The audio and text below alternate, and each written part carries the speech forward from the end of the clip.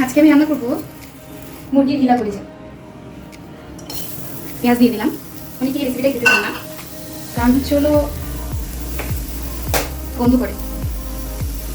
তেল দিয়ে দিচ্ছি পরিমাণ মতো।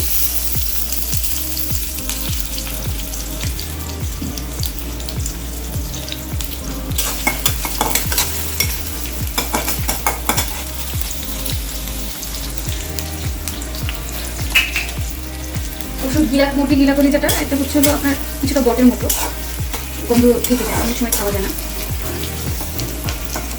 এই জন্য হয়তো অনেকে খেতে চান না।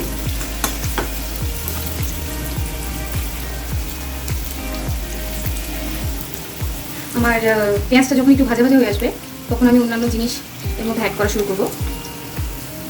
পেঁয়াজটা তাড়াতাড়ি ভাজার জন্য সামান্য লবণ দিয়ে দিচ্ছি, এতে পেঁয়াজটা তাড়াতাড়ি ভাজা হবে।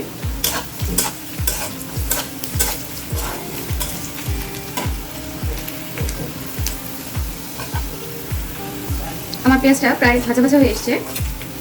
এখন আমি দিয়ে দেবো আদা রসুন বাটা। আমি একসাথে আদা এবং রসুন ব্লেন্ডার করে রেখেছিলাম, সেখান থেকে আমি 1 চামচ 2 চামচ পরিমাণে আদা রসুন বাটা দিয়ে দেবো। এবার এটাকে একটু ভাজা ভাজা করে দেবো।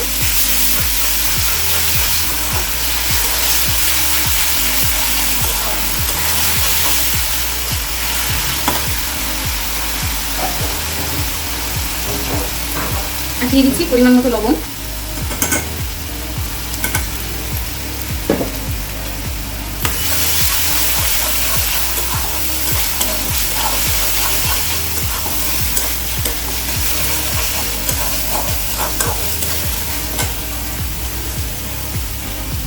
এখন দিয়ে দিচ্ছি গরম মশলা,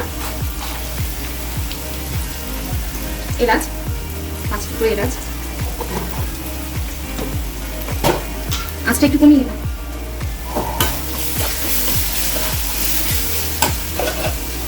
দিয়ে দিচ্ছি দারচিনি,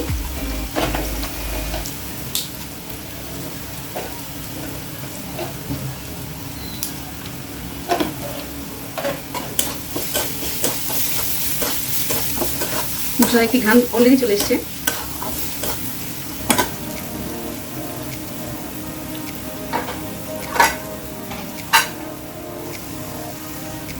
এখন দিয়ে দেবো সামান্য পরিমাণ পানি।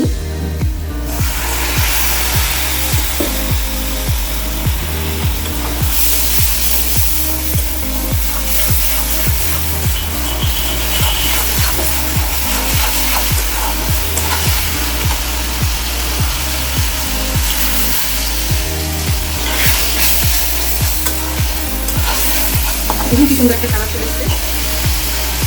এখন দিয়ে দেবো গুঁড়ো মশলা,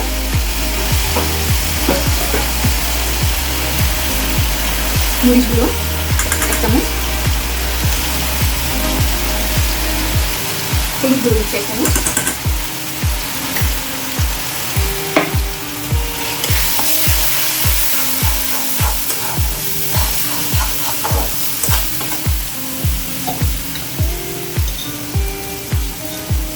এটা হচ্ছে ভাজা জিরার গুঁড়ো, যেটা আমি হাতে বানিয়েছি বাসায়।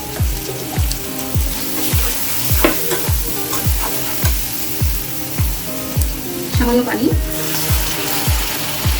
মশলাটা যেন পড়ে না যায়।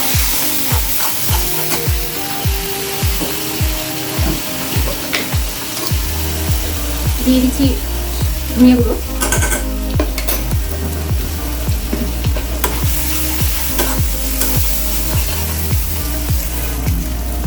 দিয়ে দিচ্ছি সামান্য পানি।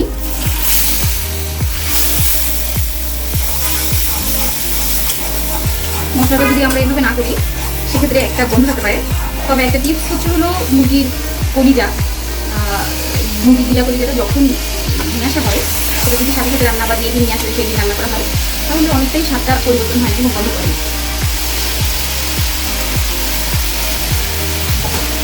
অনেকদিন ফ্রিজে যদি রাখা হয় অনেকদিন ফ্রিজে তাহলে সেটা গন্ধ করার সম্ভাবনা থাকে।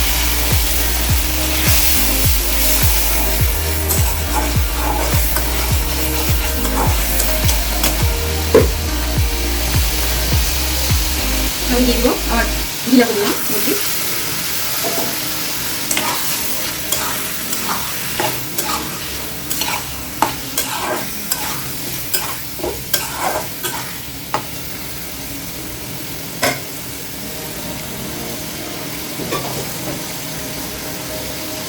এটাকে ঢেকে দিয়ে আমি ঠিক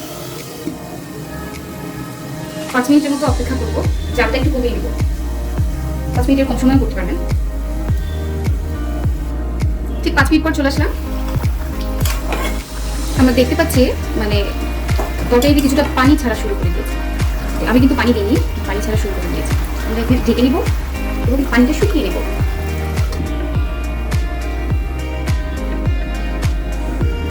আমরা এখন ঢাকনাটা খুলে দিয়ে পানিটা শুকিয়ে নেব। পানিটা প্রায় শুকিয়ে আসছে।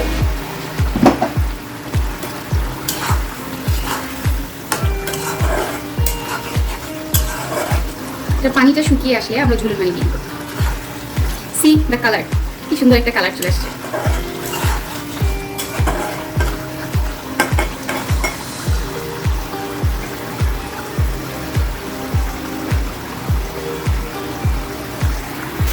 তরকারির পানি শুকিয়ে আসছে। এবার এটাকে কিছু সময় নাড়াচাড়া করে ঝোলের পানি দেবো।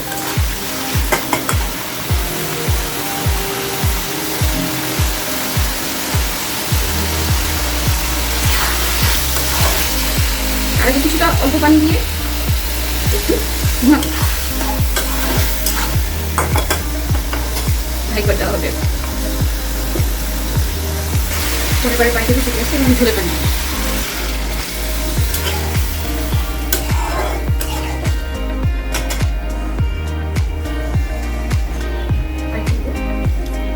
এবার এটাকে ঢেকে দেবো নামা পর্যন্ত।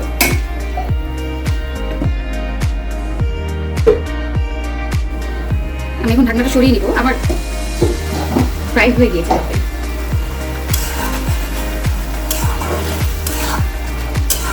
আমি ঝোলটুকু রাখবো না, পানিটুকু শুকিয়ে ফেলবো।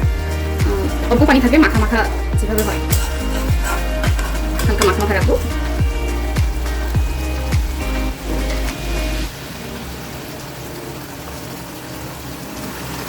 জাল বাড়িয়ে দিলাম।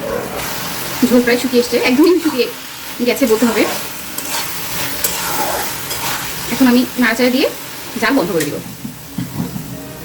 আমার তরকারি হয়ে গেছে।